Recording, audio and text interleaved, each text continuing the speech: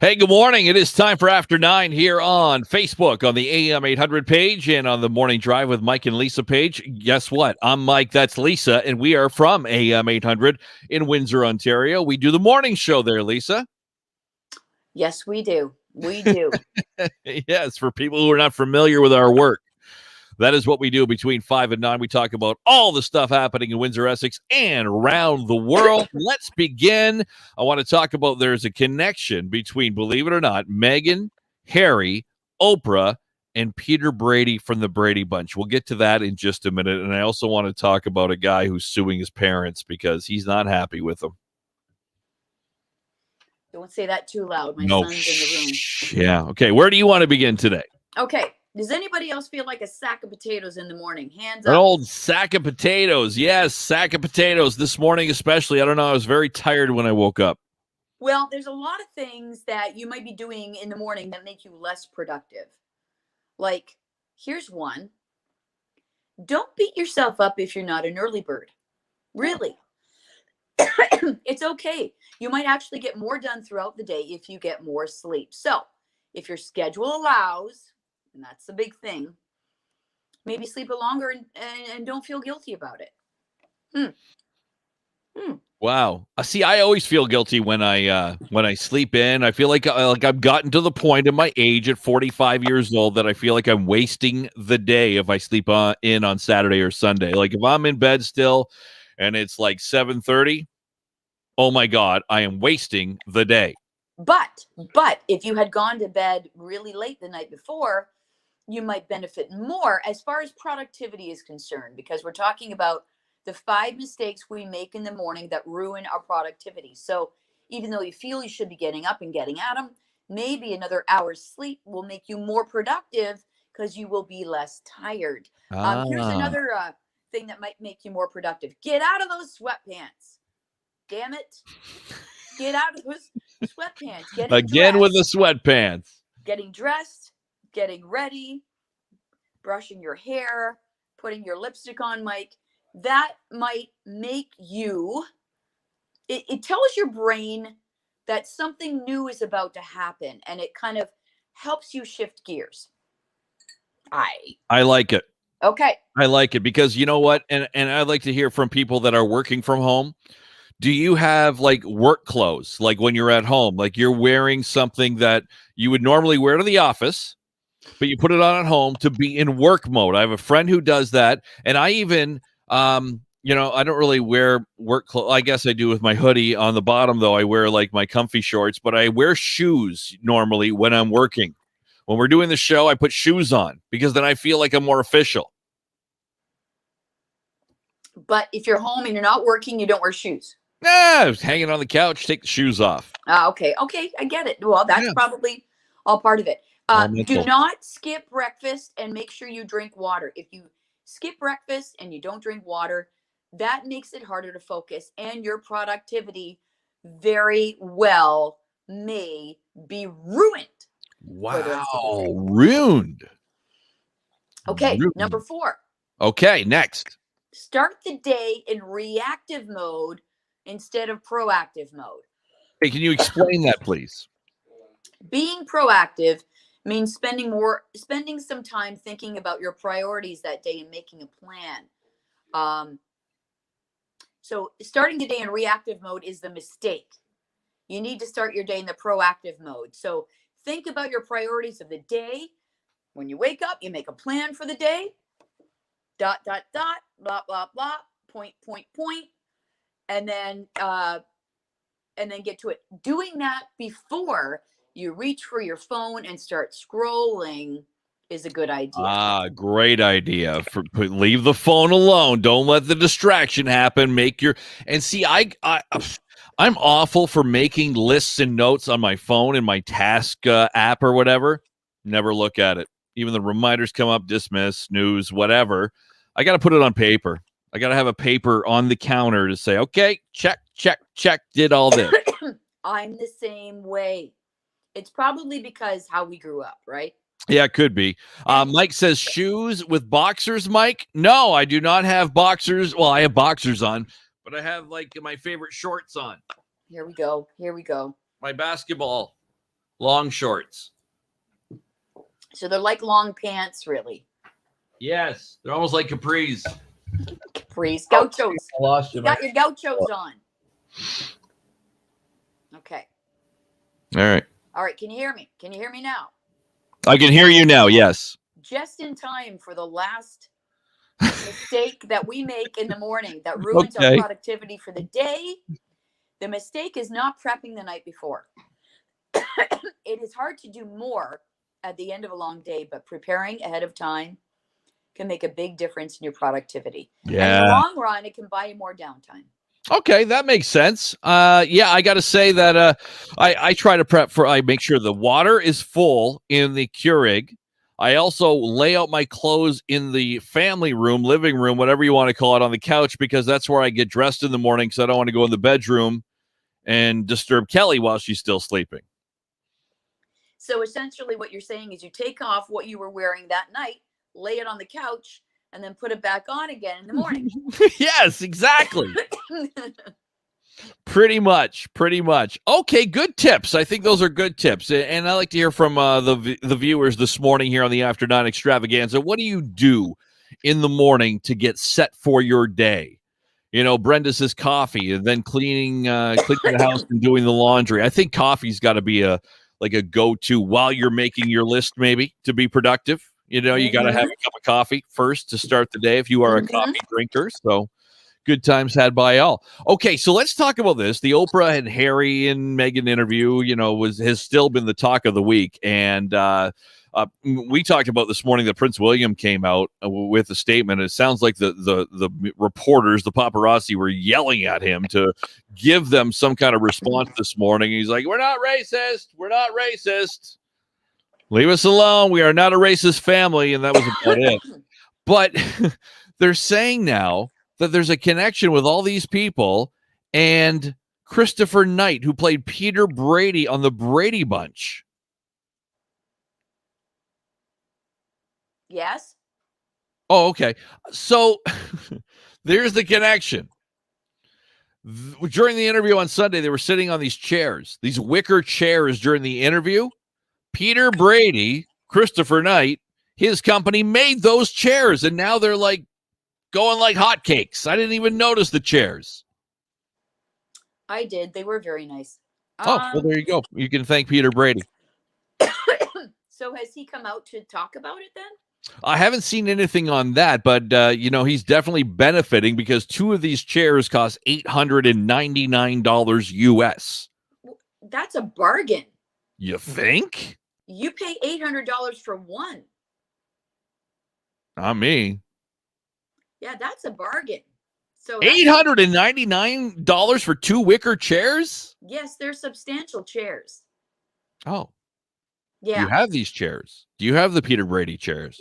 But they're all over the place. They're just your outdoor, very substantial, probably really good cushions, and yeah. Oh yeah. No, yeah, that's a really good deal actually. So that means they're, you know, like 400 something US each, maybe 500 Canadian each. That's a bargain. A bargain, eh? Wow. Well, I don't know about that, but you know, here's a picture of the chairs I found on found on Google Images moments ago.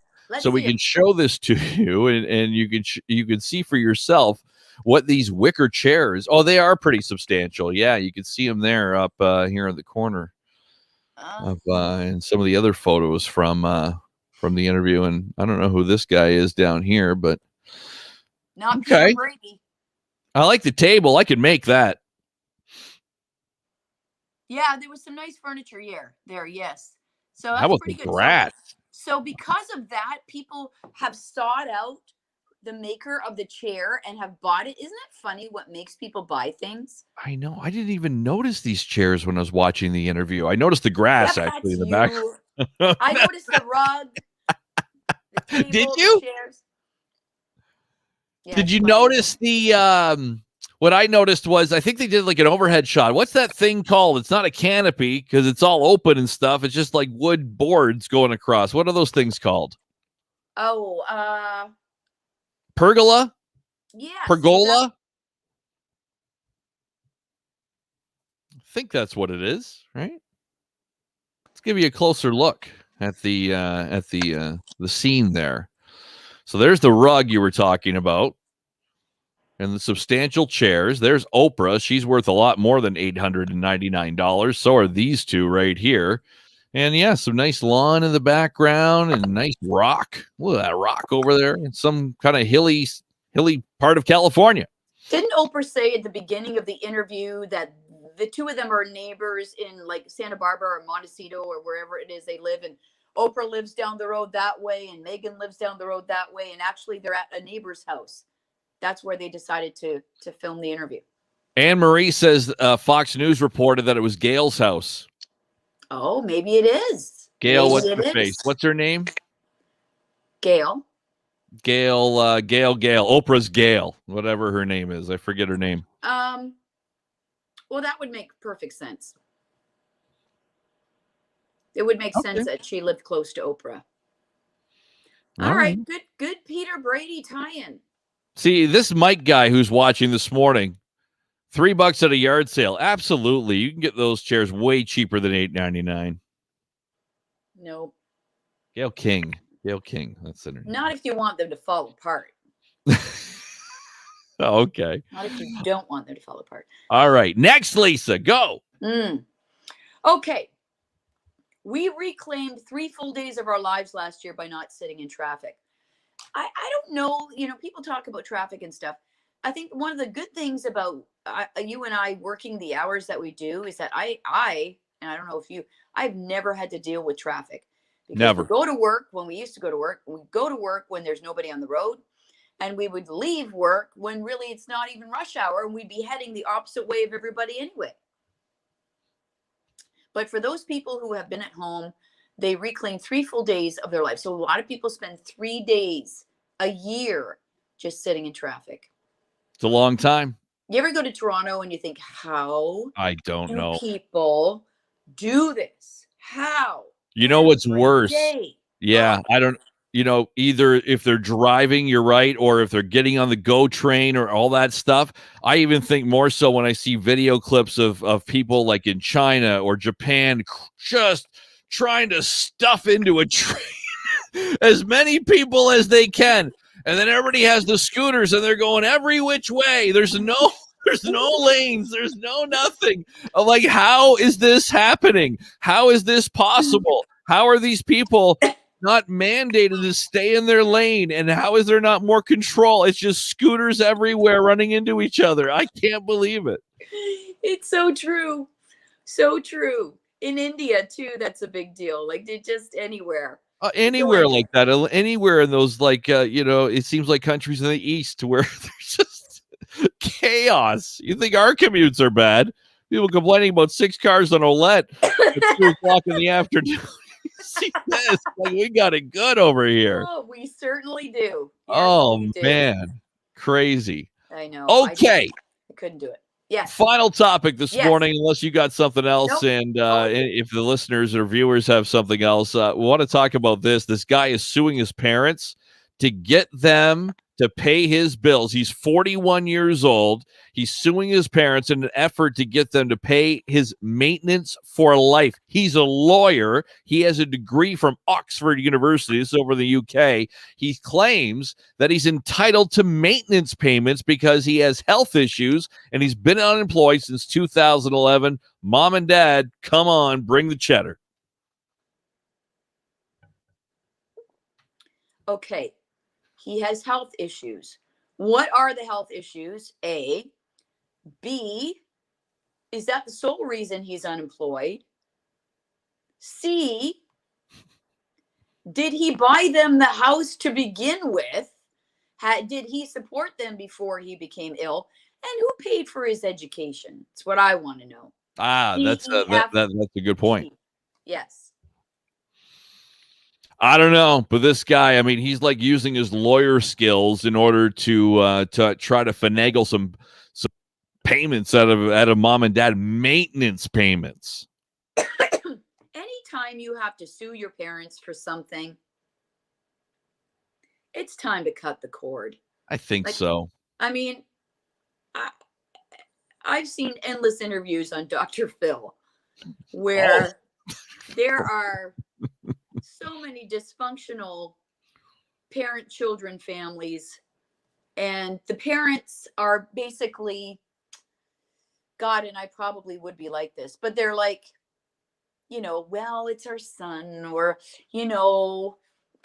I just need to give him the money because I don't want him out on the street, or, well, it's my son and he doesn't really need to, you see so much of that. And maybe this is the case of these parents. Well, eventually he'll get back on his feet. He's suing us, yes, but he has a right to, we understand.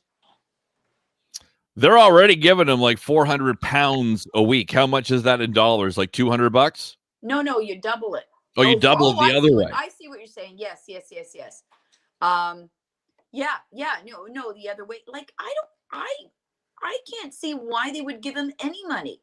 And can he not go on unemployment? Well, I don't know. I mean, if he's unemployed and has couldn't he get disability, unemployment, all that kind of stuff? Crazy. It's insane. And now it's going to a court of appeals now over all this. Like he's lost, and then he's going to another court now. He wants his cash. That's Mom, insane. Dad, pay up. I don't know. He here's his here's his photo. He's like, "Where's my money? Give me my money." Handout. He wants to give me the cash. I need to learn how to tie a tie too. And do up his jacket. Yeah, come on. Well, he's not really wearing a sport coat. He's wearing a leather jacket with his collared shirt and tie. Wow. So there you go. This guy wants mom and dad to pay up. Pay up, mom and dad. Kick him out. Yeah, how do you like that? How about nowhere to live? Go find someone else to pay your bills and take care of you. Yeah, sue them. Okay. All right. Good times. Okay. Anything else to wrap up this edition of After 9, Lisa? I'm all good. I am all good. I'm all talked out. I used all my words today. Okay. Words are used up. We've reached the limit on that. So we will talk to you tomorrow morning between 5 and 9. We'll hear more about the drama going on between the city and the health unit and the mission. I'm sure there'll be more on that and all the other fun stuff that we talk about every single day. Okay. See you tomorrow.